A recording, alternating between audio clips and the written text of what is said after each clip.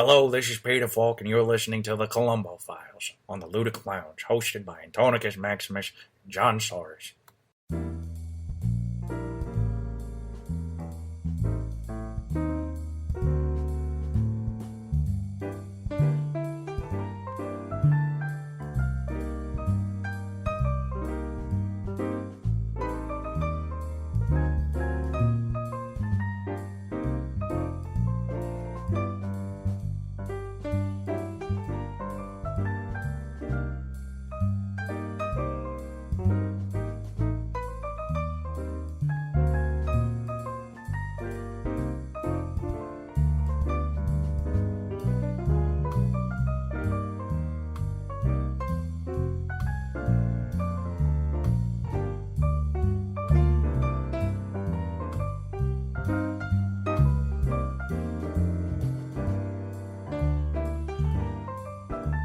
Hello, good listeners, and welcome to what is another file in the Columbo Files, brought to you by the Ludic Lounge. I am one of your co-hosts, John Soares, and with me, as always, is the mightiest ass this side of Rome, and I mean that in firmness, not in any other sense of the word. Antonicus Gluteus Maximus the Fourth. Good salute to the people at home, Anthony. A good salute to all of you at home. Okay, are you getting tired of that? Not at all. I don't think I ever will. You're just whispering sweet nothings into my ear. Let's be real. As always. Anthony, this week we are leaving 1971. We are still in the first season of Columbo, but the new year, meaning the old year of 19... forgot. We are in 1972 with the episode called Short Fuse. We've ran the gamut of that bit. Setting the scene on this episode, Anthony, I don't know if your research dug this up, but this was an additional episode to season 1. This was not originally part of Levinson and Link's plan. You know, now that you mention that, I can kind of definitely see that in which this episode kind of played through. So according to Columbo File and IMDb on this particular episode, NBC, and this is more my words than anything else, they got greedy. The first season, for the most part, dead weight beside itself. The first season of Columbo was very well received and very popular. So NBC said to Levinson and Link, give us another episode. We want another episode. This was the last episode filmed. So our final episode of the season next week was already filmed, but did not release until after this episode. And Levinson and Link were not happy about this, Anthony. No, not really. It did. Now that you mention that, I can see how it was just an addition to this season. And it also is a good example of what happens when your process gets interrupted, because according to IMDb and Columbo File, Levinson and Link were very particular on how they crafted or how they gave input on the development of a Columbo episode. They were very exacting and very detail oriented, so they wanted things to be intricate and complicated. And we talked about it before when we were doing Murder by the Book, and how they preferred Spielberg's style because they wanted to be treating these episodes like proper movies. Right. So a lot of this episode is very much forced, and we can get into the performances in particular because while we do have some pretty big names, the performances, with a couple exceptions in certain areas, are a little weak, and that's likely due to the work on the page just not being there.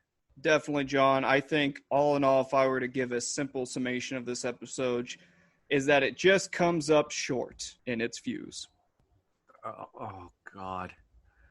Oh, Jesus Christ. No, but I understand your confusion, John. And speaking of this cast of characters that you just so eloquently mentioned, we'll start off with one of the bigger names in not only Hollywood, not only TV acting at this time, but just in general. We have Roddy McDowall as playing his character, Roger Stanford, John.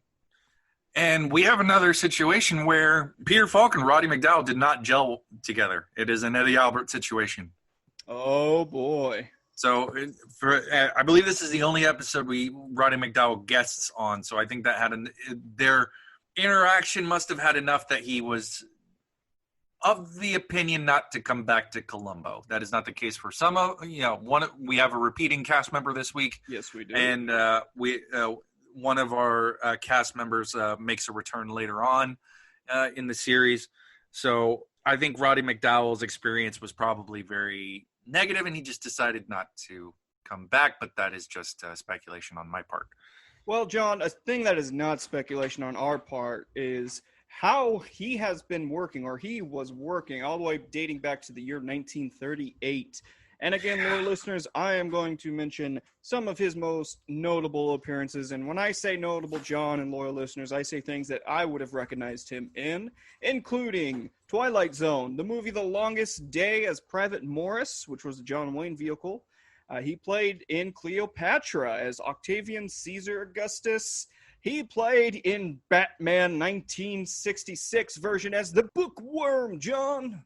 That's right, good citizens. It is I, TV's Batman, Adam West, here to talk to you about the fiendish Bookworm. But that's not the first Batman that he will star in, John, which I'll go into momentarily. He also starred in Planet of the Apes series as his character Cornelius.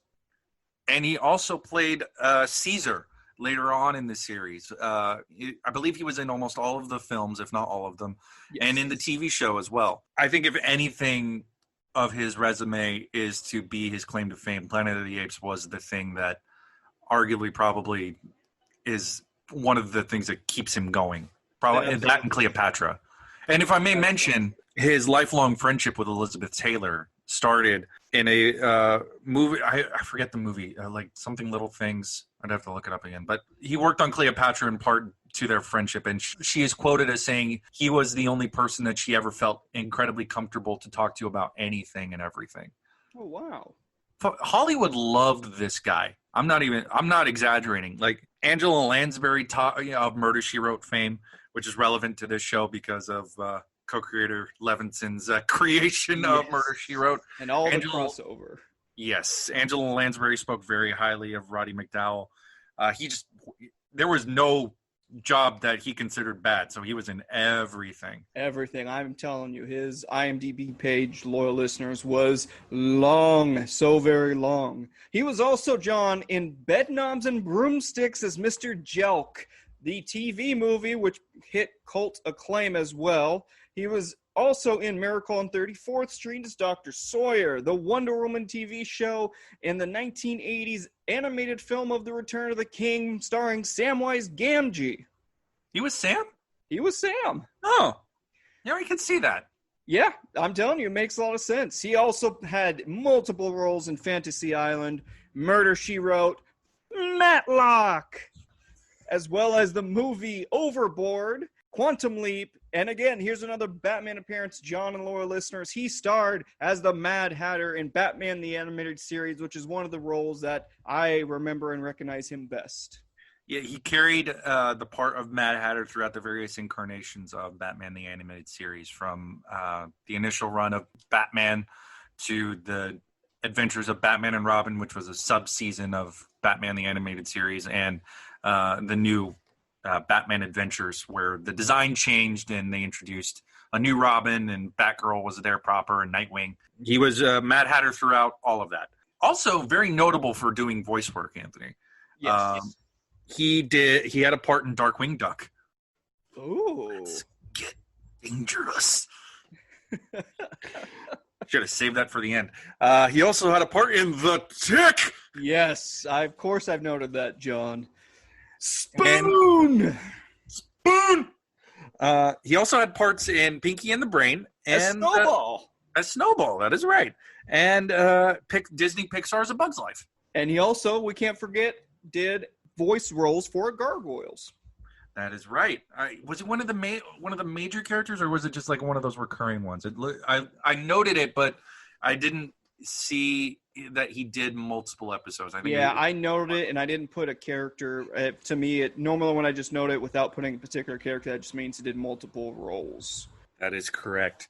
And speaking of multiple roles, I think we can move on to our victim this week, Anthony, unless you have anything to add about Mr. McDowall. I do not. The one thing I will add, and we'll go into it as we go into the episode proper, is I mentioned the Mad Hatter and how I know him because without even doing the IMDb search, John, and some of the portrayals and some of the way he says key phrases or mannerisms, it reminded me so much of his appearance as the Mad Hatter in Batman the Animated Series, and I'll touch upon that. But it helps that he's an Englishman, too. Absolutely. We'll move on to David Buckner, played by James Gregory. That is right. This is one of 2 episodes that James Gregory is a part of Columbo, Anthony. Why, yes, it is, John. And he's also in many, many other television appearances, such as Wagon Train. He was in The Twilight Zone for a couple episodes. He also did some movies back then, John. He did The Lawless Years, which I can't remember if that was a TV show or movie because I didn't classify that, so please forgive me, loyal listeners. But, John. Yes, Anthony. He also starred in the 1962 Frank Sinatra vehicle and classic, The Manchurian Candidate. Is that right? He was. He was Senator John Yerkes Iceland. Is he the senator that's supposed to be getting killed? I believe that is correct, John. If my memory of the Manchurian Candidate is correct, and it's been a while. It has been quite a while. Speaking of movies that I haven't seen in quite a while, he also starred in The Sons of Katie Elder, the John Wayne vehicle, which was a pretty decent movie, but I would definitely put it on one of the lower tiers of John Wayne films for me. Mm-hmm. He also was in Rawhide, The Wild Wild West, as President Ulysses S. Grant, John, in that TV series. Now you're making me think who played Grant in the Will Smith movie. Oh, gosh. For some reason, it feels like it's supposed to be somebody particular. I don't know. Keep going. I'll filibuster while you look it up. He also starred in Hogan's Heroes. Hogan! To which we say, screw Nazis. Pretty much. Because we're trying to keep the E off of this. Yes, very much so. He also starred in an episode of Star Trek, the original series, as Dr. Tristan Adams in the episode Dagger of the Mind. Yes, I remember. I'm glad you brought this up because I noted this. This is where you find out how the Federation does prisons. Yes. And things go sideways. If I recall, Mr. Gregory plays the warden of the prison, and he's up to something nefarious. Yes, he is, and he's slowly yet surely shows his nefarious acts in that episode, and makes Kirk make out with a very beautiful woman. Yes, he quote unquote made Kirk do it. Like he didn't have a Christmas party. Right. He also starred in Murderer's Row as McDonald. He starred in Gunsmoke, Bonanza, Hawaii Five-0, Beneath the Planet of the Apes as Eurus. He was also in MASH, The Love Boat, Quincy M.E., John. It was murder. And he played in Barney Miller. And that's what I have for Mr. James Gregory. Yeah, I have a couple things to add to that, Anthony. The Barney Miller part is probably his most significant role. For our younger folks at home, Barney Miller is akin to a Brooklyn Nine-Nine. It is a comedy drama about police officers in a New York precinct. That is one of the things he was most known for. About his Twilight Zone appearances, Anthony, did you know he appeared in the pilot? Yes, he did. Yes. Did you mention that, or did I? No, not at all.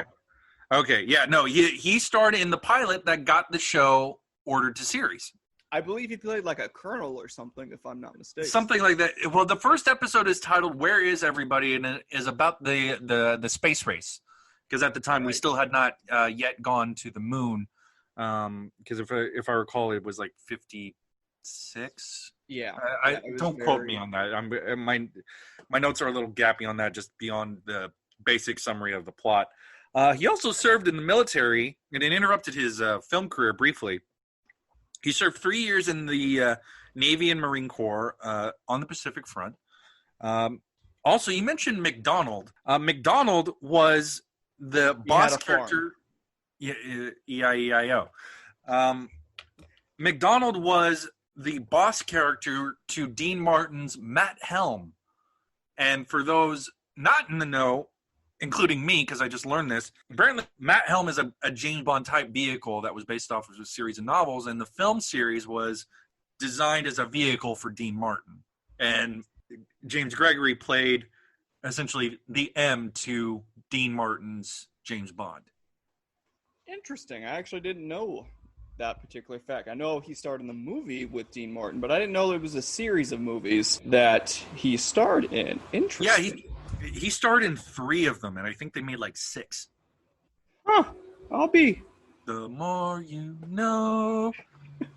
And speaking of the more you know, John, I think the loyal listeners should know more about our next star in this. Ida Lupino playing Doris Buckner, the aunt to Roddy McDowall's Roger Stanford. And, John, Ida Lupino starred in Hollywood all the way back in 1932. She was in The Adventures of Sherlock Holmes in 1939. Is that correct? That is correct. She played Anne Brandon in that. And the one movie I know her from was the Humphrey Bogart vehicle, They Drive by Night, which she starred as character Lana Carlson. And John, the plot to this movie, because she also starred with Humphrey Bogart in a few other movies, but this particular movie I know because it came on a 4-pack of Humphrey Bogart movies, and this movie was the lesser of the 4 on that that I watched. Now, the reason I say that is because Humphrey Bogart was only in the film for a very short amount of time, and in this film, They Drive by Night is literally talking about him and his brother, and they drive this. It takes place during the Great Depression, and they're trying to get work. So they're trying to start a company in which they deliver. I think it's like many different things, but fruit was one. Fruits and vegetables were one of the main things they would transport. And Humphrey Bogart somehow, in some accident, loses his arm. John. Okay. Yes. So would you say he's a one-armed bandit? Yes. Close enough, at least. But speaking of Humphrey Bogart movies, she also starred in High Sierra as Marie. She starred in Burke's Law, The Virginian, another actor in Batman, the 1966 version, John. That's right, good citizens. It is I, Adam West, again, to talk about Batman. Ida Lupino played the villainous Dr. Cassandra in one episode in season 3. Oh my gosh. Does Adam West tickle you that much? It tickles me so much every time you do it. And it gets better with age. It's like a fine wine. Yeah, she was one of the few to get only one episode. Towards the end of the series, they went away from the 2-parters to a single episode for some of these villains. I think she was like 5 away from the end. Yeah. And if I recall, she's like I haven't seen the episodes in years. I need to dive back into it. The next podcast will do. Hey, maybe so. Maybe. If I recall, she played like some kind of like sorceress or something like that. Something. Yeah, it was something wacky as only 66 Batman could do. Yeah, she also starred in The Streets of San Francisco and Charlie's Angels. But did she put a flower in her hair? No, but Michael Douglas did. Oh, that makes sense. Yes. I have some more information about Ida Lupino because in addition to her acting, I think it's a little bit more important to talk about her directing because she's widely regarded as one of the most prominent female filmmakers during the studio system of the 1950s. Oh, do tell, John. Yes. Her films were often really critical of traditional social institutions and would often show her contempt for the patriarchal structure of Hollywood, among other things that she would like to talk about. Her films often addressed issues of rape, bigamy, out-of-wedlock pregnancies. And part of her directing career came about because she spent the majority of her acting career, and specifically her contract with Warner Brothers, suspended from being able to perform in front of the camera. She would refuse to take parts that she felt were, quote, beneath her dignity as an actress, and would call certain script revisions unacceptable. She didn't want to be put into the Hollywood starlet box because she knew that was fleeting at best. She was aware enough that she knew the system just ran through these young girls like a meat grinder. Exactly. So she wanted to be able to have something to her name that was a lot stronger than just what her looks gave her. With her, I believe her husband at the time, she ended up creating a production studio, and as ended up being a director, a producer, a writer, and she was very well known for being a wily low budget filmmaker. She would reuse sets from other productions. She would rely on product placement to get money. She would shoot in public places. She was also the first woman to direct a noir, Anthony, in 1953. It is a movie called The Hitchhiker. Interesting. Her last feature was in 1965, and from 65 on, she would, do TV roles and some film roles. She also did some stuff on The Twilight Zone, Anthony. Oh. She was an actress on The Twilight Zone, but she also directed an episode of The Twilight Zone. Ooh, which one did she direct, I wonder? I don't recall, but in addition to her acting on The Twilight Zone, she directed the episode that she acted in. She directed the episode called The Masks, which I'm not familiar with The Twilight Zone, so I'm a little bit unsure of where this stands in kind of like the canon of that series. The one image I can see is a bunch of creepy looking people in masks. The one thing I can say, John, is that she was probably smoking. Oh God. That was painful. No, it worked. It totally worked. In part because I wasn't prepared for it. Exactly. Whatsoever. That is why it worked. Anytime you can pull a Jim Carrey's 90s vehicle movie into our Columbo Files, I have to take the opportunity. I mean, I'll allow it. Speaking of allowing it, I think it's time to move on to the rest of our supporting cast, don't you think, Anthony? I think so as well, John. So let's move on to one Mr. William Windom as Everett Logan. Now, William Windom, John, we talked about in our pilot episode of Columbo Files, and he, again, was the same gentleman that played as Matt Decker in the Star Trek original series, John. Yes, in the Doomsday Machine. Yes. I have a little bit more about Mr. Windom, because he was one of, like some of his co-stars this week, he was very well known in Hollywood. Do you want to know what his film debut was, Anthony? What was it, John? I can't believe we bypassed this in our the first time we talked about Mr. Windom. His film debut was Horace Gilmer, prosecutor in To Kill a Mockingbird. Did we skip that over? I think we did. Oh my gosh, that's a huge no-no by us. To be fair, our structure wasn't as robust as I would say it is now. I don't think we talked about Windom that much. I think it was more just an anecdote. Hey, he was in Star Trek. Possibly so, but still, we have to take the mulligan on that. Yeah, that's why I'm bringing it up now. He was also the president in Escape from Planet of the Apes in 1971. Was he? Yes, he worked opposite Roddy McDowall at one point. But was he a damn dirty ape?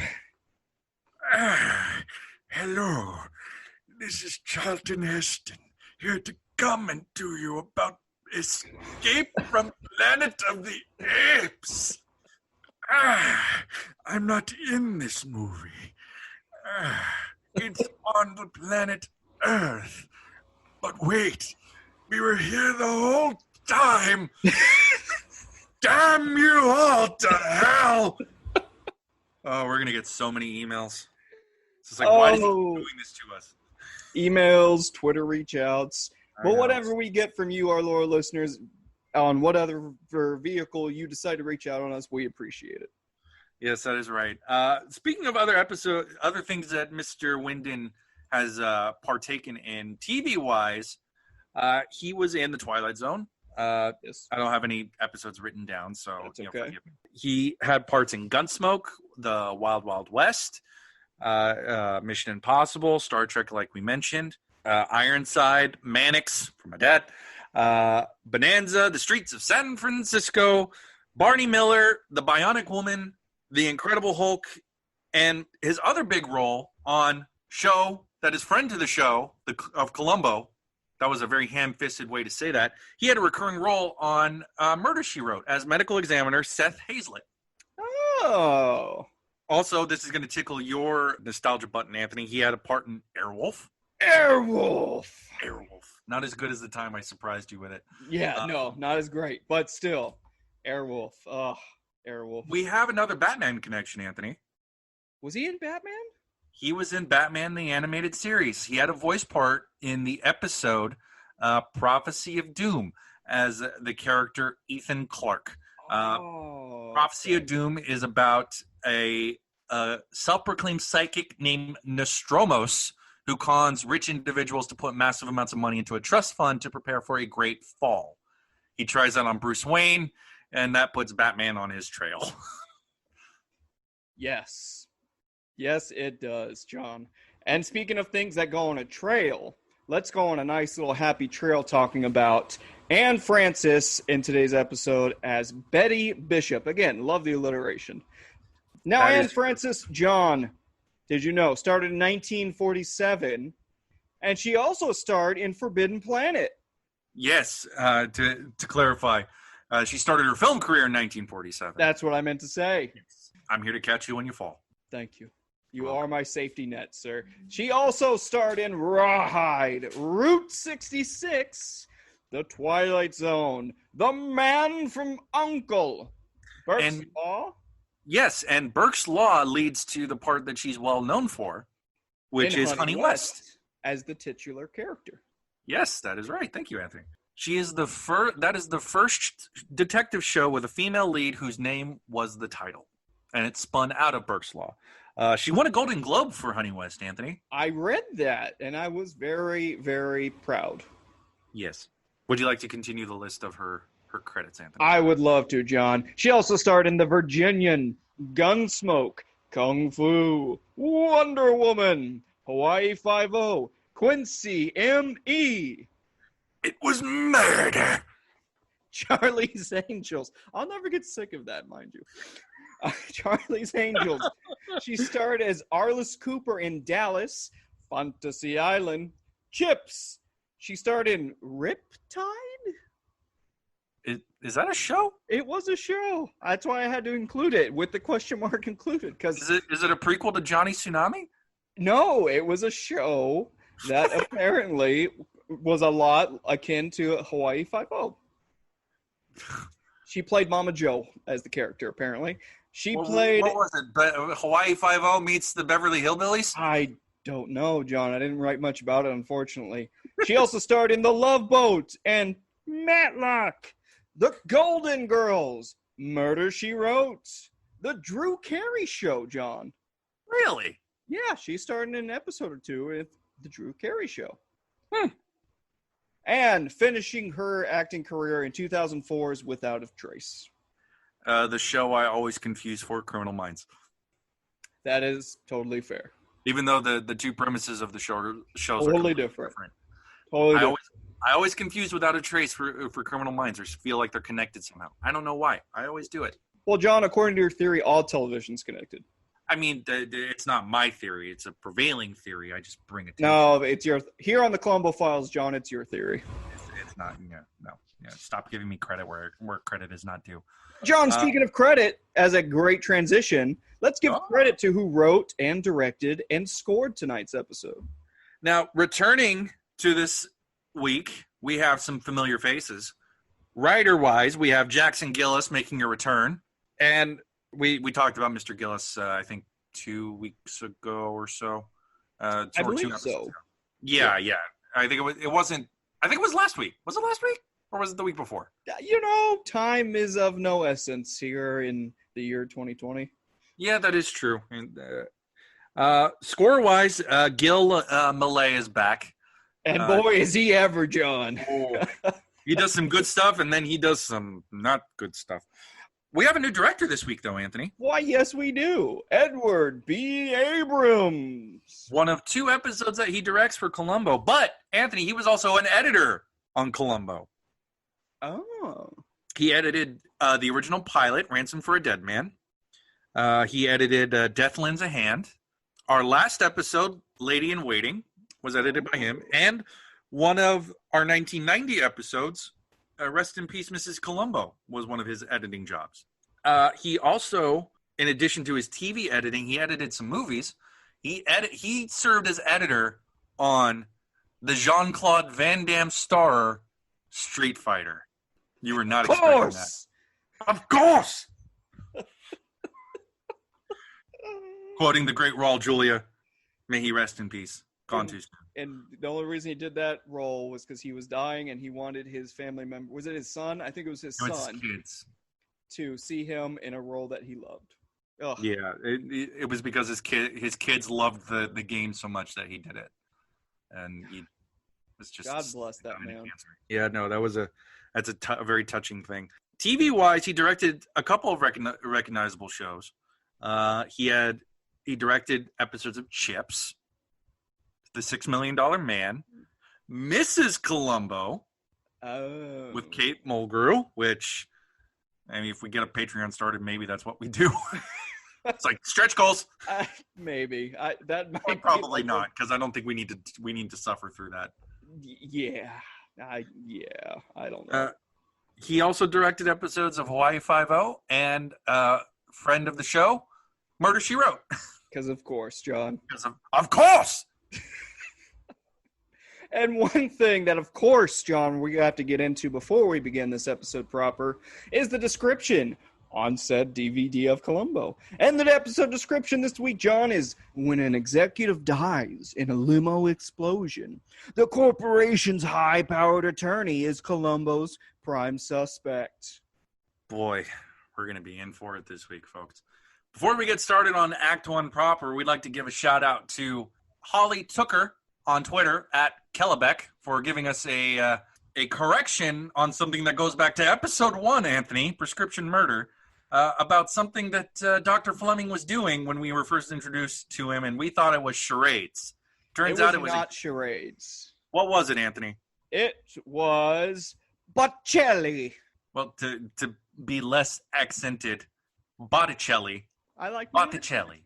Okay, do you want to do the accent again? Do the accent again. It was Botticelli.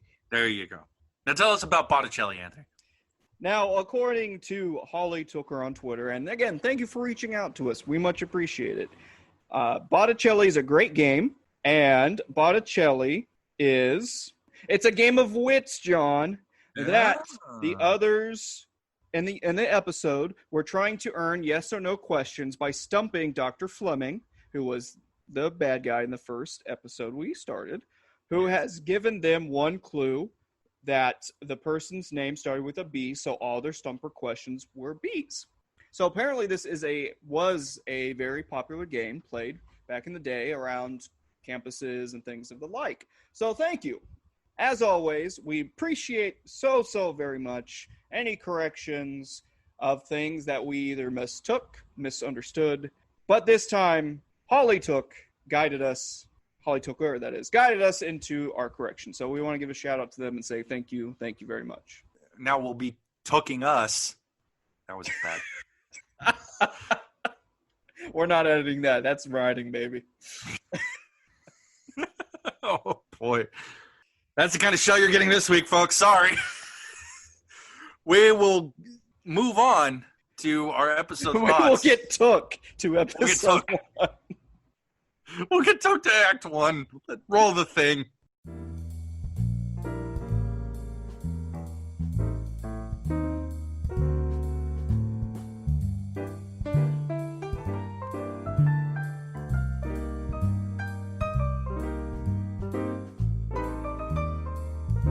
We open in on a man working on something in a dark room. And yes. Our younger crowd, that's how they developed pictures back in the day. They had to do things in a dark room. Yes, they did, John. But he's not editing pictures. No, he is not. He's working on some kind of device he is shoving into what looks like a cigar tube in a humidor. Well, or John, some kind of cigar box. Would you say that it could be akin to a bomb of some kind?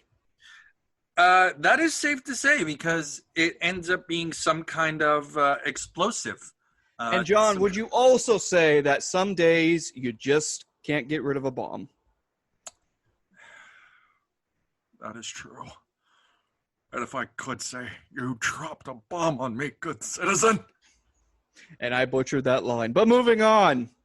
Yes. One thing that I found interesting, and again, loyal listeners, if you're out there, please reach out to us and correct us on this. His line, the only line he says during this particular scene, John, is he says, better than a Borgia? Borgia? I didn't catch that, to be quite honest. I was more distracted. I was distracted. Sorry, excuse me. No, I was distracted by his faces. Yeah, he had some great facial expressions. It was like pardon my French, it was like almost he was making O faces. Yeah, I would say it's pretty akin to that. And but based off the pants he has later on. Absolutely. But I was watching this episode with subtitles on, John, because Yes. it was late at night for me and I didn't want to watch it on full blast. But yeah, so he either said it or maybe it's the song title that plays right after, which is a very groovy beat and a winding shot of the same man in a golf cart grooving his way down the power plant. Yeah. Did you feel his music was pretty good so far? I mean, I really liked what Malay was doing in the opening where we saw McDowall working in the darkroom. I thought the music fit. I wasn't the biggest fan of the montage scene as he drives through this, we later learn chemical plant. But I mean, at this point, we don't really know what nefarious action he's aiming towards somebody. We just know he's doing something nefarious. So I think the music does fit. I do have a note here. I think he's wearing a Canadian tuxedo. He is totally wearing a Canadian tuxedo. And for those of you not aware what a Canadian tuxedo is, it is all denim. He is wearing almost all denim. And he is letting that chest hair fly, baby. And his balls, too. Yeah, accurate. His he pants goes were into so tight.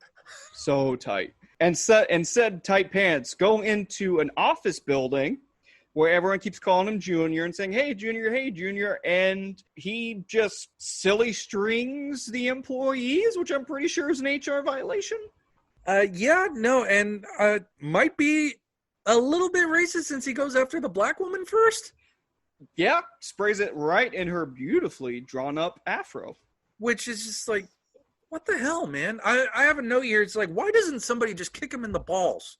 Because he is Junior. I know, but it seems like it's just at a certain point you would just say enough. Junior.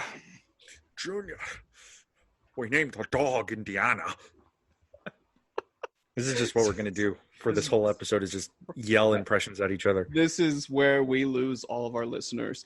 Probably. But we learn also after he silly strings the employees, he goes to the office of his step uncle, and that's immediately after the scene with Anne Francis, who is so annoyed with him. I thought she was going to kick him in the balls. Yes, because she honestly is very, very frustrated in playing a stereotype flustered secretary. It's just like, oh no, what are you doing? Why aren't you paying enough serious attention to this? Pretty much, John. And I'm pretty sure this is where we learn that they're an item. There's definitely some flirting. It gets heavier post his conversation with his uncle. But yeah, there is an implication that Junior and Mrs. Bishop, or Miss Bishop, I should say, are canoodling. Now, one thing I want to mention, John, did it seem like there was an age gap there? Or is it just my appearance or my point of view, my perception, if you will?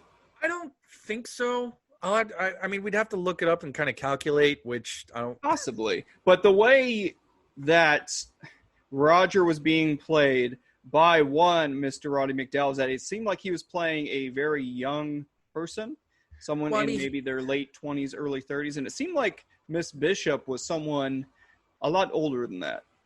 Well, I felt that they were close in age. Okay.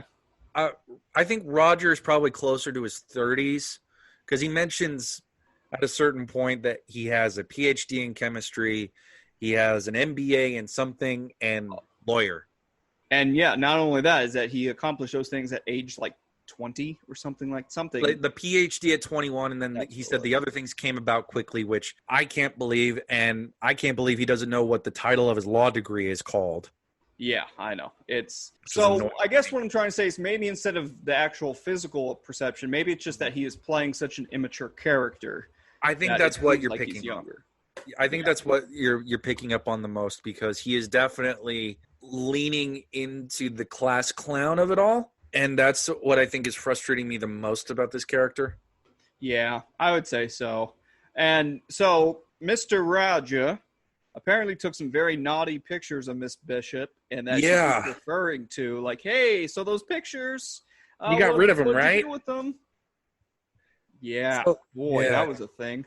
And that makes their whole relationship really interesting to me, because you look at it, you can look at it in two ways. One, it is already, forgive me, I don't think it's two ways, it's one way, but it's two different views of that one way.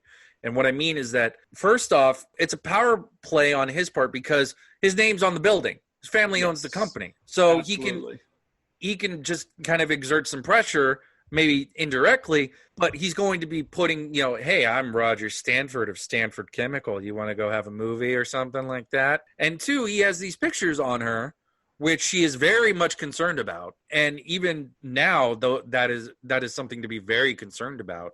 Especially in the 70s, where something like that is still, nudity is still very much taboo. Yeah, so, it felt like a lot of coercion, a lot of misappropriate sexual advances, like he's taking advantage of her because his name's on the side of the building. I agree. And speaking of name on the side of the building, this is where we find out that he is the nephew of the current owner of the chemical plant, because his aunt, who is the one who raised him, because his immediate family died at a very young age, married this man, and he took over the plant.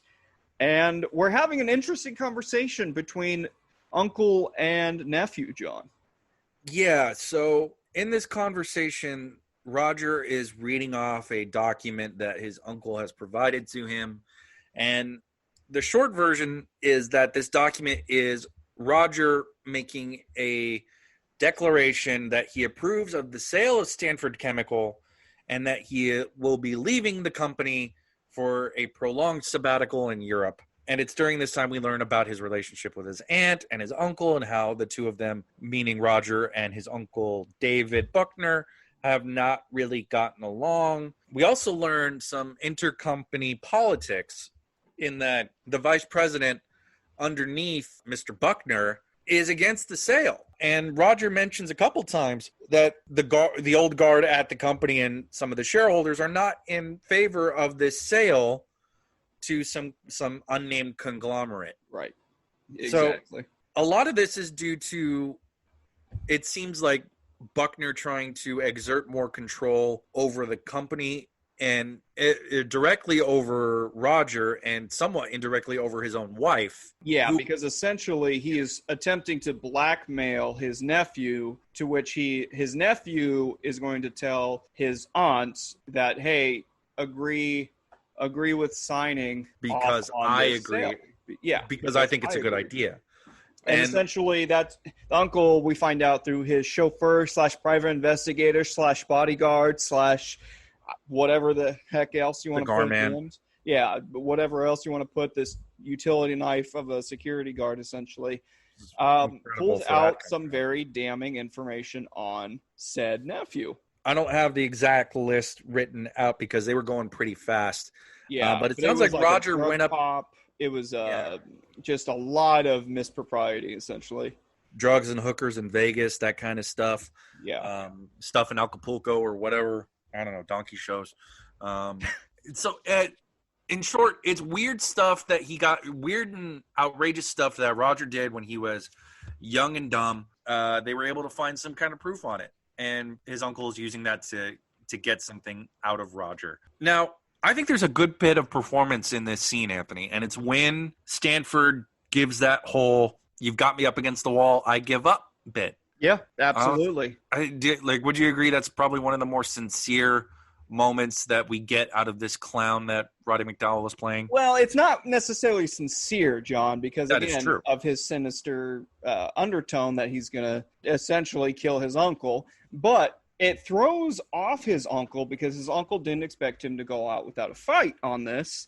But yeah, it's a great bit of acting because he essentially Needs to sobers be up. a good actor. Yeah, he's a great actor, and he sobers up from this childish and says, yep, you know what? I know when I'm outmatched, Uncle, so of course I will do everything you ask of me. From then on, we go out back to Miss Bishop's office and some more canoodling on Roger's part in order to remove a cigar case from his uncle's luggage that is waiting for him in his secretary's office because he's going to go on a trip to a company cabin to do some business. And his uncle likes his cigars. So Roger's doing everything he can to make sure that his uncle doesn't have regular cigars. Yep, including swapping out cigar boxes in his uncle's limo to taking out the one that was there and putting in his doctored version. I will note it's convenient that the hood of his Porsche opens up the way it does. Yes, and which is funny because that's a sign of cars in the time because, not to go on too long of a tangent, but I had a Datsun 280Z, a 1978 Datsun 280Z that its hood popped open the same way. So I found that little connection. I was like, oh, that's a personal connection. I missed that car. It And was it a wasn't great even car. my car. It was a great car. I do miss it. Yeah. So while the mechanic is distracted because the mechanic was washing his uncle's car, he makes that switch, like you said, Anthony. And then his uncle leaves. Roger watches him lead in a very weird superimposed mirror shot. Which It was interesting. I enjoyed the shot. I thought it was just an interesting take on this particular scene. Yeah, it's definitely an old trick, I would imagine. It's probably not something that would be done anymore. The reason I noted it is because my wife started watching this episode with me around this point. She goes, hey, I like that shot. I was like, oh. So I noted it. I guess I'm just so used to things trying to aim for more realistic approaches when it comes to even little things like that. So it was just like, oh, I wasn't expecting that kind of thing, at least for me. John, speaking of things that I did not expect, is the scene right after this where we have more groovy music, pouring rain, and jump shots from Roger to Roger's uncle, to Roger to Roger's uncle, to Roger in a club with go-go dancers. Yeah, so this whole sequence is Buckner being chauffeured up, cut with Roger on a date with Miss Bishop, and they're canoodling in, I guess, a go-go club. Yeah, it was. That was definitely a go-go club. Yeah, can we talk about the music? Like,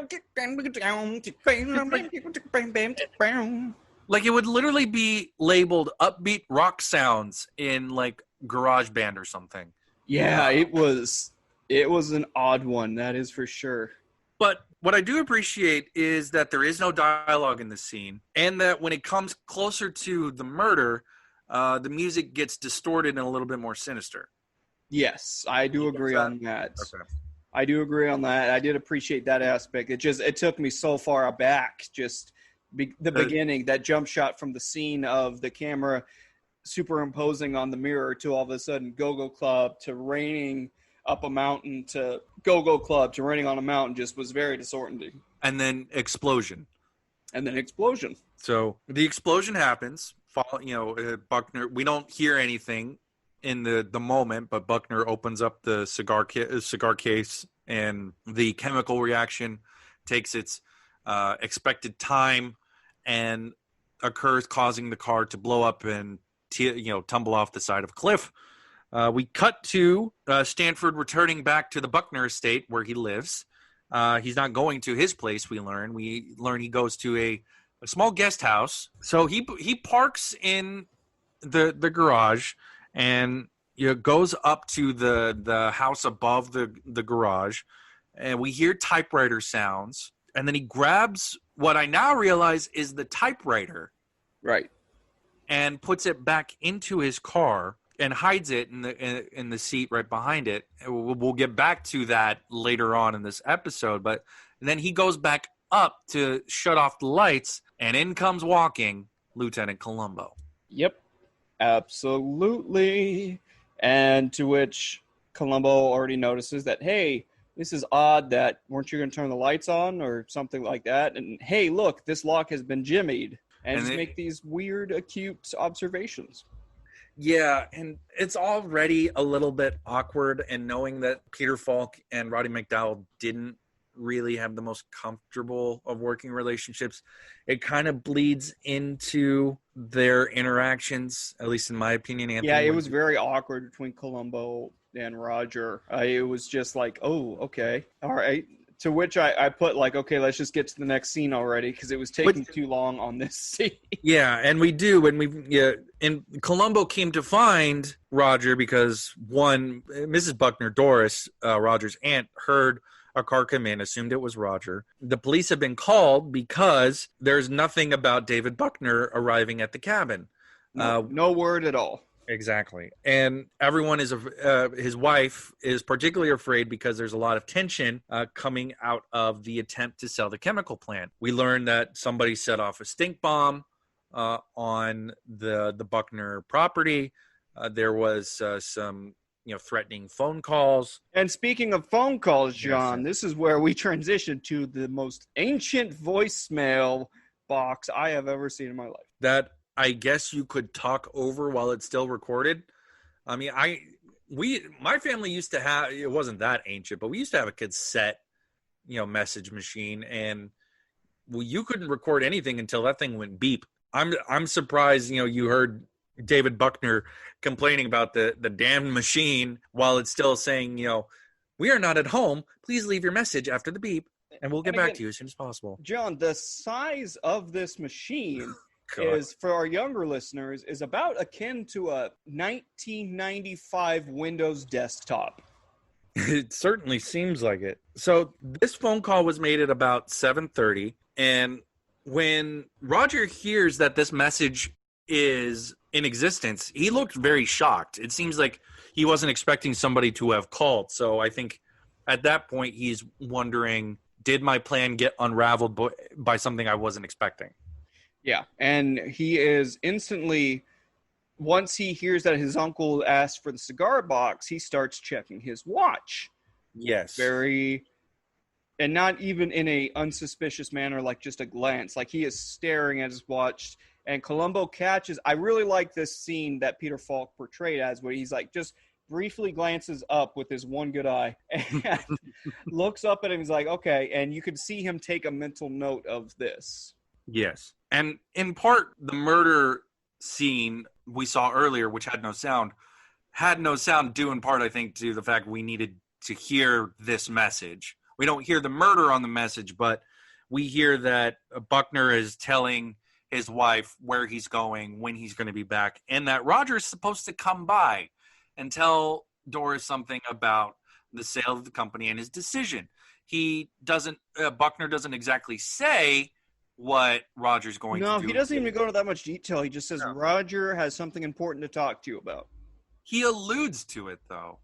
Yeah, slightly. But I think from our perspective, we're able to glean a little bit more of what is meant by what he's saying, but maybe, and Doris's interactions with Roger later on do show that it's not clear what exactly he meant. Did Roger make a good decision in favor of the sale or against the sale? So on and so on. Now, John, the upcoming scene, like as soon as we hear that and the voicemail goes dead, Columbo spills a drink, and I'm going to argue that he did that on purpose. Yeah, I wanted to talk about that because it seems so sudden and purely accidental, and I couldn't figure out why it happened. So I'm curious to see. It sounds like you have a more clear idea as to why you think Columbo did it.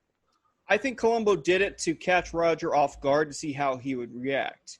Mm-hmm. Because Columbo, looking up at Roger as he's checking his watch, notices that Roger, based off his nonverbals and his body language, is on the edge of his seat. He is trying to count down the seconds of this bomb exploding. So by knocking over this drink, Roger is jump scared, startled, and is like completely starts getting flustered and angry, to which his aunt says, "Oh, I didn't even realize you care about your uncle that much. I thought you hated him." That's right. You know what? Remind me to talk about this when we get to the third act and the tram, because I think we can put 2 and 2 together here. Duly noted. Duly But noted. John, he Wait. spills the drink. Yes. He reacts poorly to it. He wants Columbo right then and there to go out and find his uncle in this fake facade of an act in front of his aunts and Columbo. And then John, lay on this trivia that you have. Did this house seem familiar to you, Anthony? It did. Do you want to know why this house seemed familiar to you, Anthony? Why? Because it was in Ransom for a Dead Man. Uh-huh. I knew it.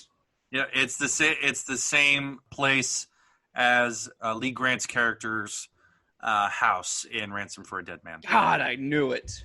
It is very much obvious later on in a later scene where you have a wider shot of the living area.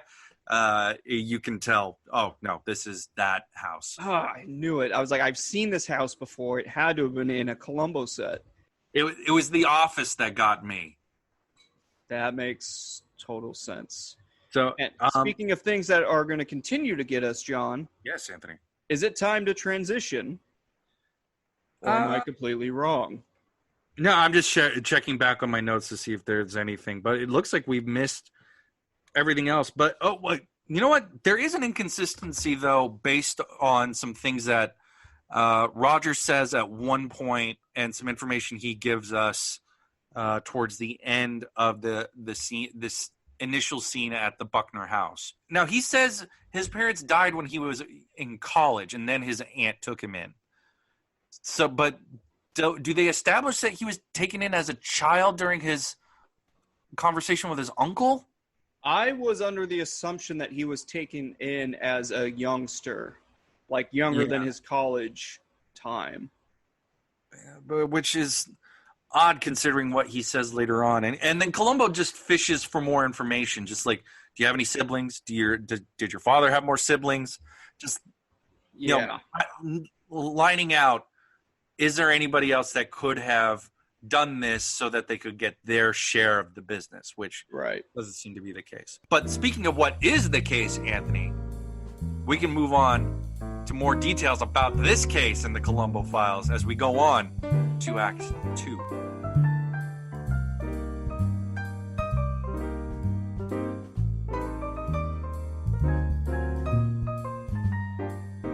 Now, John, we open up on Act 2. It's the next day. Columbo is at the site of the explosion. And we get another funny reoccurring joke of this series with Columbo and his fear of heights. Yeah, it's a good little character bit on Peter Falk's part. Now, I wanted to ask if you think Peter Falk's actually afraid of heights, or is this just character acting? I think it's just character acting, to be honest. Because I don't know, man. Like, he's going up the trolley, and there's a time I'm like, that kind of seems real. Yeah, I'm a little leaning more towards character acting because Peter Falk ranks this episode as I think his least favorite. This was, a bit of IMDb trivia that I was able to find in research, and that's due in part to the suddenness of this episode kind of being foisted upon the Columbo crew last minute. Right. There's not really much for Falk to kind of sink his teeth into with the narrative, I'd feel. This is a very much villain drove episode. Yeah, and Columbo is a side piece in this. Yeah, and it doesn't. I would imagine a perfectionist like Peter Falk would try and find something to keep him occupied. So I think adding these falling back to these character traits for Columbo and fleshing out Columbo a little bit more is probably what kept him somewhat sane here. He has a great line when they are off the tram and are about to take a Jeep further into the hills. And the sheriff says, it's downhill from here about a half mile. And Columbo just goes, down. Yes. Well, that'll be good. It's just like, that's just a beautiful little tick that only Peter Falk could get right. And one thing I did want to mention, because we kind of swiped it, but for those listening at home, this trolley is the fastest way for them to get to the bottom of this mountain to the top of the estate to where they have their vacation home. Or the But business. their uncle, or something of that nature. But the uncle of Roger hates this trolley, so he prefers to take the car to go and drive the long and windy road up this mountain. Which takes hours, apparently.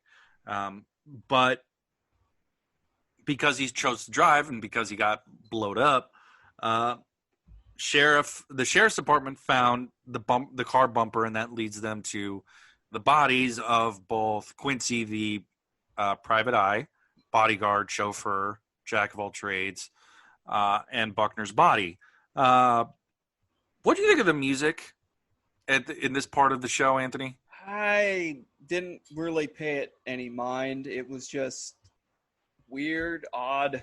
It felt like it was pulled out of a Batman episode. Yeah, it just didn't fit. It did not fit. But what does fit is theories. And we have some theories thrown about by the sheriff and Columbo as to what exactly happened to the Buckner limo. There's scattered debris all over. Some are burned. So it's possible that during the storm, because it was a very, thunder and lightning and rain and anything in between, it's possible that Quincy, the driver, lost control, ran up against the mountainside, sparked the gas tank, and that caused the car to blow.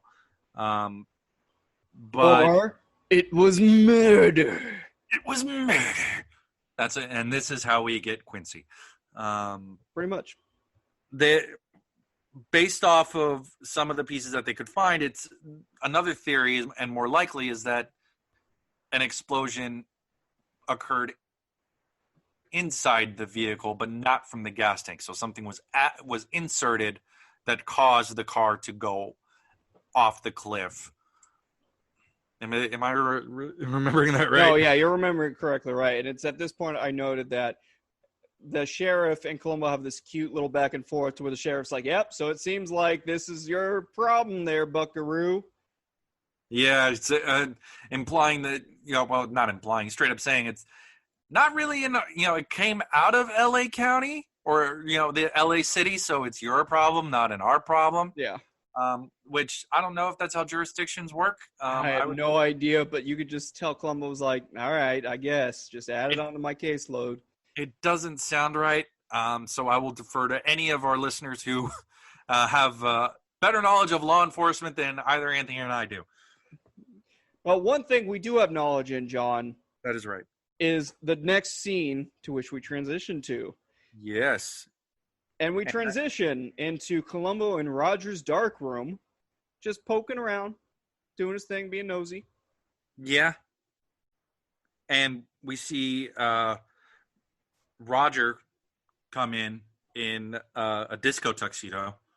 Yes, very much so. And just instantly starts laughing. Just his maniacal laughter, which reminded me a lot, again, I mentioned I was going to talk about this. Yes. It reminded me of his Mad Hatter performance in Batman the Animated Series, just because it was almost like token for token his laugh, the same maniacal laugh. Yeah, that's right. So, and the reason he's laughing is that seems like Columbo exploded a can of silly string in his face, in his own face, I should say. And Roger decides, this is hilarious, so he uses the camera that never leaves his side to take more pictures. We learned that the dark room, according to Roger, is used for his photos, but also his science experiments. And this is where we learn that he has 3 degrees in different fields. And I'm still just miffed that he calls his Juris Doctorate lawyer, and lawyer. I have my. But what did not miff me, John, was their conversation and the way they bounced off of each other walking down this endless series of stairs. Yes. I actually really appreciated this scene. I appreciated McDowall's chewing the scenery, talking about himself, talking about how great he is, how smart he is, but also trying to say, yeah, but there's also 20 other people with PhDs that can create a bomb and blah, blah, blah, blah, and quote unquote, picking Columbo's brain on, it is a bomb. Yeah. honestly, I was just a lot of that stuff just kind of fell flat for me because I just felt like he was such a giggling jackass, and I can see the nuances you're talking about, but for the most part, I felt like some of it got lost because he kept verging on, I guess, campiness for me at times. Yeah, but again, I appreciate a little bit of the campiness just because I know he was doing his Batman performances. But this is you nailed one of our points I was going to talk about how it feels like this episode just is drawn out at times where it does not need to be drawn out. And I think we haven't really talked about the directing so far, and that's, I think, another symptom of what you just spoke about is that a lot of this episode just feels like it's just going along it's a just rut. Meandering. Yeah. And we have the series of endless stairs I just talked about, even though I appreciated that particular one. But then we instantly go to an endless drive in a golf cart with these same two people. And I just felt like that it could have just all been tightened up.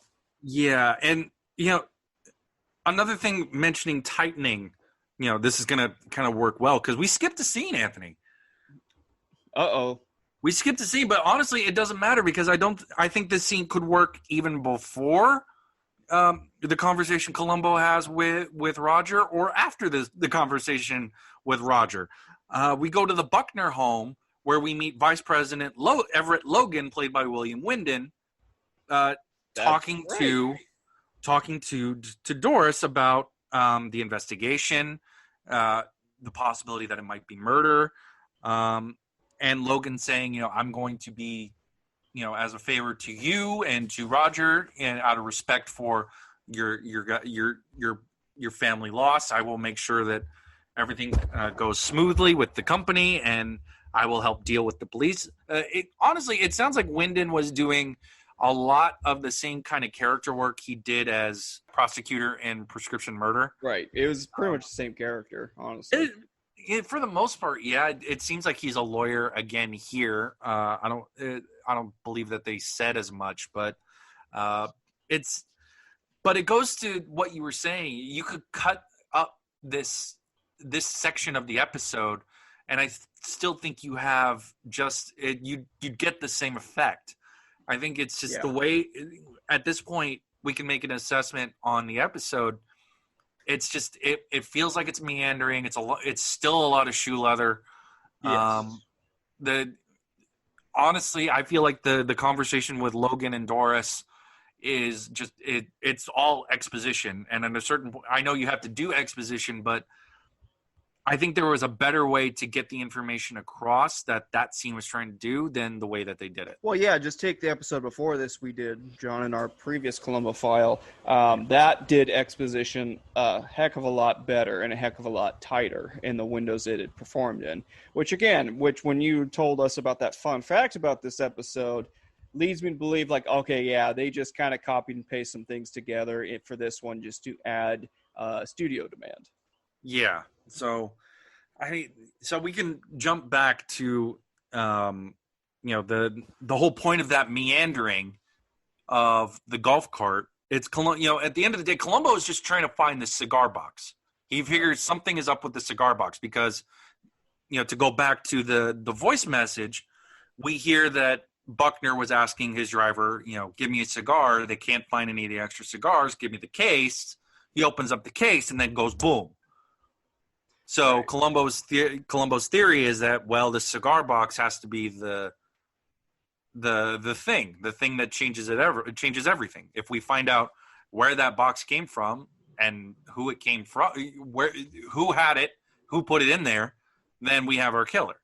Yeah, and they start talking about Quincy, and if Quincy had a hideaway home or something to that like. Again, it was just kind of sloppily tossed in there, so I don't really have an accurate assessment of that. And Roger, it keeps alluding to the frustration about the sale of the company and pointing it back to Logan. And we end up finding out that the mechanic confirms that there was nothing in the car but luggage, and the cigar box. and another employee saw that it was just, the person who delivered the luggage was just was the cigar box and the luggage. Columbo also meets up with Logan while he's with Stanford, and we learn that of the 4 Cuban cigar boxes that the executives got, one of Logan's is missing. Yes. And everything is just Roger trying to point the blame at Logan, because with his uncle gone, the only person in Roger's way to the chief spot of the company is Everett Logan. Yes. And we learned this, this stuff with Quincy, and all of this is just like kind of frustrating nonsense, because they mentioned like this Harry J. O'Neill. I couldn't even figure out who the hell that was. Honestly, John, like I said, this was so sloppily thrown together that I just couldn't follow the plot. Essentially, It was just a convenient way to get Roger to this house so he can plant a typewriter. Yeah, and that's why Columbo finds this report from Quincy saying that Logan is trying to manipulate Roger to getting his aunt to reject the sale or something like that. But like you said, personally for me, I had to go back a couple times and just re-listen to the scene just to try and get some clarity. And every time I went back, I just got more and more confused. Yeah, and honestly, John, that's why I didn't have many notes for the section. I kind of let you lead this particular section of this act because I honestly put a note saying like just sloppily tossed together exposition or dialogue to get this story moving along to where Roger goes to this hideaway of Quincy's to plant the typewriter, and then just surprisingly just sits in this house for hours and hours. Yeah, I know. It's like, and this is after, Bishop comes to him being very concerned, both for her job, because Columbo had to grill her at one point, and she had to lie and say she wasn't with Roger, she was at a movie. And we also learned that she let Roger look at confidential personnel files, particularly Logan's. Yeah, again, through more sloppy, just toss away exposition. Yeah. Like it's. No, we do get some interesting character stuff, because I think she genuinely cares for him. Yeah, no, you can tell she's definitely got the hots for him and wants a relationship, but she just doesn't want anyone to find out because of nepotism or something in her mind. Yeah, and I don't understand the whole, like, I had to lie to Columbo that we were not out and dancing because there was no point behind her lying. Yeah, and wouldn't it be more beneficial for Roger to say, "Oh, I was out all night while he was driving up. Yeah, and we're having a good time. There's his freaking alibi. Why don't you develop your alibi?" Yeah, I don't know, John. It was all just so sloppily together that I was like, okay, sure. What's next? What do we got next? Well, what we got next is Columbo back at the scene of the explosion, looking for more pieces of the car. We learned that the gas tank did explode, and that autopsy showed that there is no chemical residue. So Columbo's theory is looking a little bit shaky because he can't really establish that it's a chemical fire. Right. But, I mean, they kind of just – they dump that there, and then they move on to, like you said, Stanford at this office house of Quincy's and just kind of hanging out there. Yeah. Waiting for the cops to show up. And, again, I guess – his thinking behind it is that his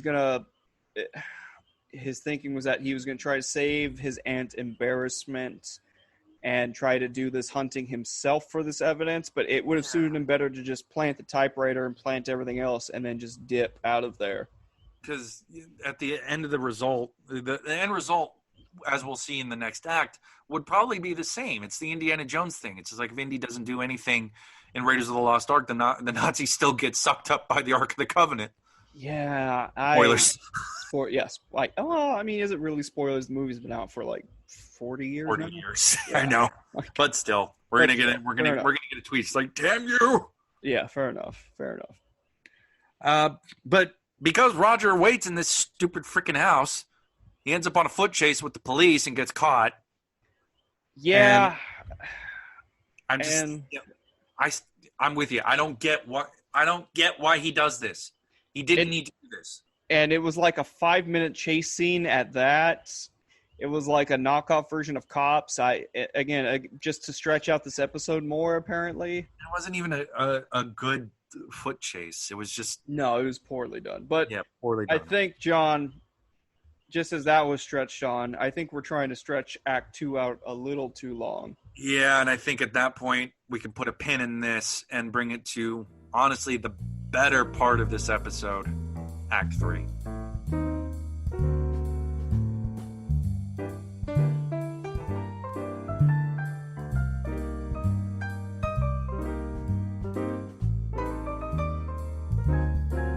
Act 3, John, it starts off with him getting dropped off at his aunt's house by the police because, again, they decide not... Apparently, the police don't take him to jail, even though he's at a scene of a crime. They just automatically take him back to his aunt's house. I think that's because Columbo asked them to take him there. I think one of the policemen allude to that, but it's not exactly clear. My memory isn't 100% clear on that. The reason your memory isn't clear on this, John, because this is a convoluted scene itself with 17 different things getting thrown at you at once. And even Columbo, again, good job on Peter Falk for in the scene because he is flustered. He's trying to figure out what's going on. And myself watching this, I was like, yeah, I'm right there with you, Columbo. I'm trying to figure out what the hell's going on. This was another scene where I had to go back a couple times and try and rewatch it. And I just got more and more confused. What I could glean was that everyone discovers that Quincy has been keeping tabs and gathering personal information on various employees of Stanford Chemical on behalf of David Buckner. And Roger had broken into this house that Quincy had to get something out of it. It is some kind of photo. We learn that it is a photo of David Buckner and his secretary, Betty Bishop, which we as the audience know has to be doctored because there's no way Betty was involved with Buckner at all. We know she had the hots for Roger. So, again, going back to our earlier conversation of, a power play and a manipulation, Roger clearly manipulated Betty so that he could have arsenal against his uncle. Yeah, and at this point, I mean, his aunt just kicks Columbo out and says, burn the picture. And Columbo's like, no, it's evidence. Can't do that. But she's just so apparently over everything that she kicks everybody out of the house. Yeah, and I thought that all of it was Roger just trying to set him up as the noble savior out to protect his aunt from the nefarious ne'er-do-wells. Yeah, that's how it spun, apparently. And Columbo listens in on the conversation that he has with his aunt, and it's awkward. It's weird. This whole sequence in the Buckner house post this, the capture at the private eye house it's just weird. It's honestly bad. It's bad. They're juggling way too much, and it's just poorly crafted. Yeah, but after this scene and leading to the end of this episode, John, this is probably the finest craftsmanship of this episode. Yeah, they definitely redeem themselves post the Buckner house. So we come back to the Stanford Chemical plant, and Roger has finally put on some proper pants. Yeah. He's in a nice three-piece suit with a very big 70s collar. We learned that he sent his aunt up to the cabin. Yes. Under doctor's order. And he walks in as if he owns the show. One of the old men who we saw in the opening episode to call him Junior. He calls him Junior again, saying, "Hey, Junior, how is it?" And then Roger just gives him the meanest stare down, to which the old man recoils and says, "Oh, Mr. Sands, sorry, sir." My apologies, sir. Have a Yeah. good day, sir. That Yeah. kind of thing. And it's a complete 180 in attitude change. And we also find Betty Bishop, who is distraught, learning that she got pink slipped. I wouldn't even say it's distraught. She's just confused. And again, I'm right there with her. I'm like, you know what, Betty? I'm right there sitting next to you. And then he says, we'll still be seeing a lot of each other. So is he implying that he's going to save her job? Or is he saying, you're still fired, but I'm still going to see you? No, it's implied that, so he essentially tells her that, oh yeah, no. My aunt is just heard that you wanted to move your mother and yourself to Arizona, so we're going to just move you there to get you out of my way. But don't worry, we'll still see each other and spend time together. So you're not fired, we're just moving you permanently that I'm going to take care of. But you're not going to have a job. And you're probably not going to see me that often. Yeah, it was just and we sloppy. This is still we're still in the weak part. Yeah. But I think one of the stronger parts is the fact that Everett Logan was fired because the frame job that Roger was weaving essentially worked. Everything was looking to be the machinations of Everett trying to jockey people against this sale and manipulate Roger into telling his aunt the sale is a bad idea, and that leads to her firing Roger, and the implication is that Roger pushed her to do it. I also have a question for you, Anthony. What kind of person has a picture of themselves on their desks? Yeah, I don't know. That was a weird thing. And I guess we're still going to call it part of the poorly constructed part of this episode. When Roger comes into his uncle's office, which is now being redecorated for Roger to take the throne, as it were, his uncle has a picture of himself as a younger man on his desk. So I guess narcissism, maybe? Honestly, the only thing I chalked it up to, John, was that it was just there so Columbo could have his moment of, oh, well, this picture was flipped down. Which you didn't need anyway. Which you didn't need, yes. You didn't need. It's fat. It's fat that could have been trimmed, as far as I'm concerned. And speaking of Columbo shows up with Everett Logan. Yeah. And he wants to take Logan and Roger up to the cabin to talk to Doris Buckner because they found something. They found something at the scene of the crime, and that Columbo takes them onto the tram. So the three of them are alone on the tram, and we learn that a cigar box was found. It's charred. It's a little beat up. It's still got the tape on top of it, so not 100% sure if it's the same box, but Columbo's saying it is, so we got to trust Columbo, right? Right.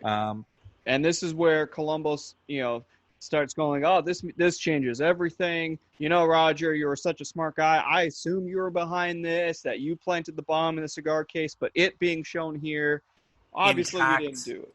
Yeah, because the cigar box is intact, albeit burned. That means it was a gas explosion. Yeah. The gas tank ignited, and that's what blew it up. And that calms Logan down because he thought somebody misconstrued his comments about the sale and the issues with that as something that somebody should take homicidal action toward, and then set up Logan as the murderer, which is exactly the case, but for not those specific reasons. And Columbo's just banging around this cigar box. Just beating the holy heck out of it, John. And every time he does it, he's doing it on purpose to make Roger more and more nervous. Which goes back to your comment about Columbo knocking over the glass.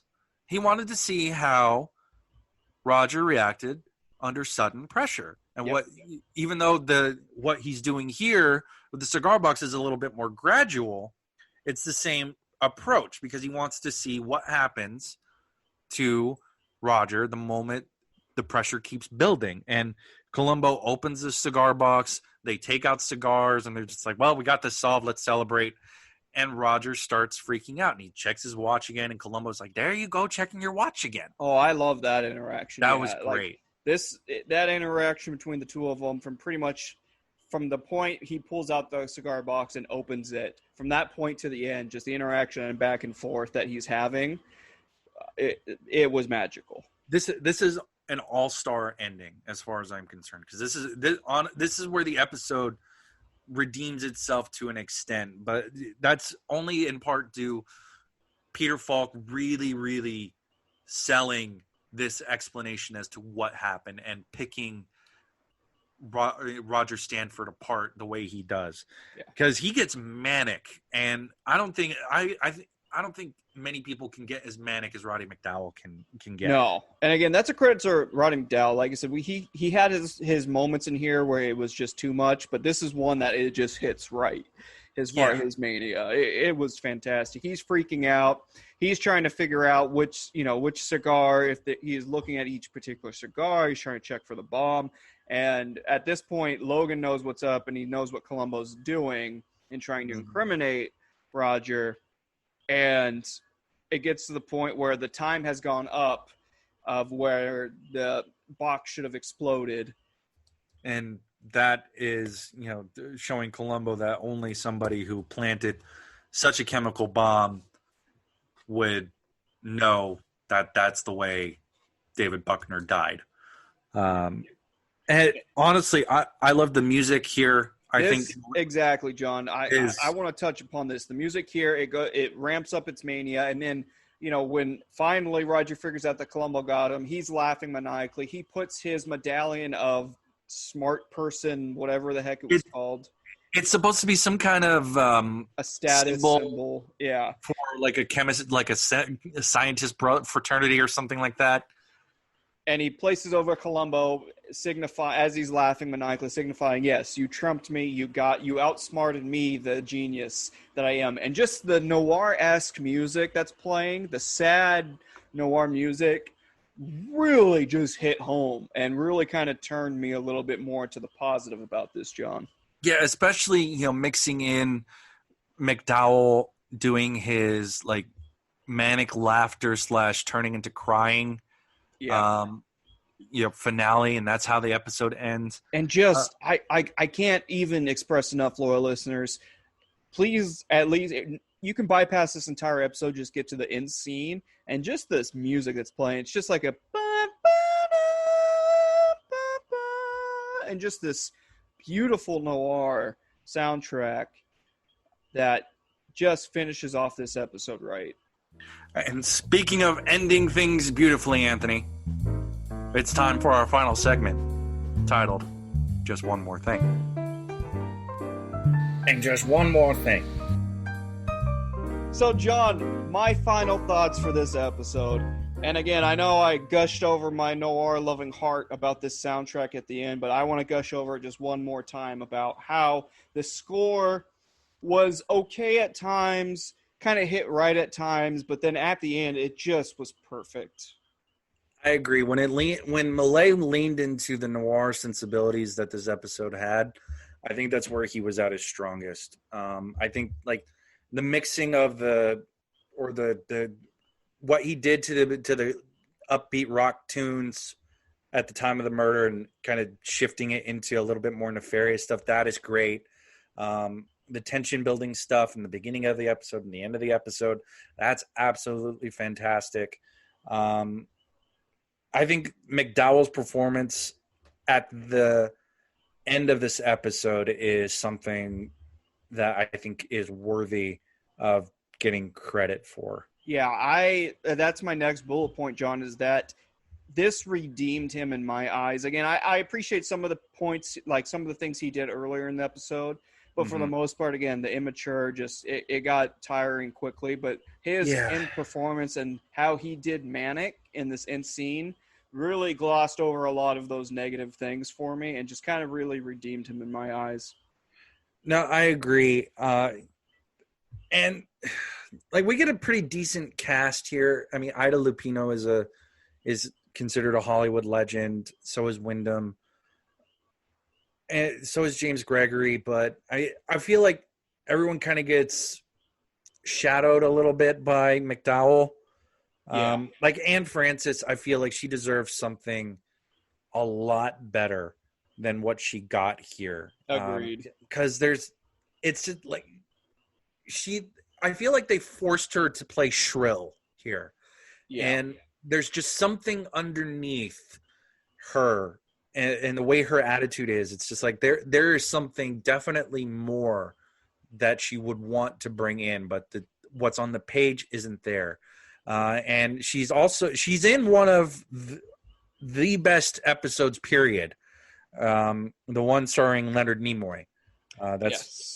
And she honestly is much better there than she is here. Yeah, And it's she's just given a lot more there to work with that really lets her shine. I agree 100%, John. yeah. I'm just disappointed that she didn't get more, because she honestly deserved more. Yeah, no, absolutely. I totally agree. But John, and I always hate ending on a negative, but I have to end on a negative for my final thought, is just cut this baby up. I felt like this could have been like a 30-minute Columbo episode.